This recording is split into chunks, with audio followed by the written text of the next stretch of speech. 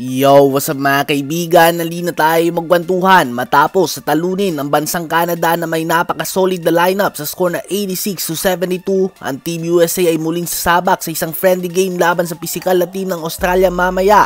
Ang Australia nga ay isa sa mga malakas na team sa mundo. Nagtapos sila bilang bronze medalist noong Tokyo Olympics kung saan tinalo nila si Luka Doncic at ang Slovenia sa bronze medal game.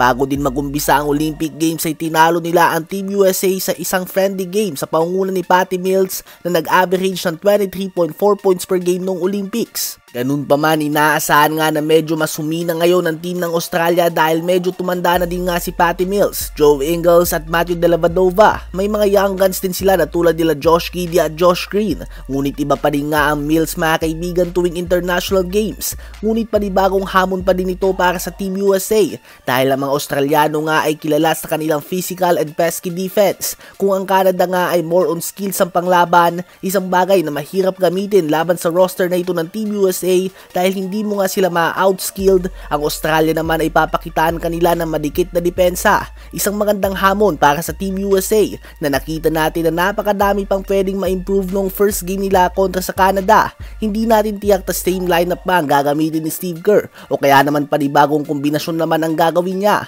Ang alam lang nga natin sa ngayon ay out si Kevin Durant sa game na ito dahil sa calf injury. Habang pamalit naman mga kaibigan ni Kawhi Leonard na si Derrick White ay kakadating lamang kagabi. Late nga siyang dumating kaysa sa buong team.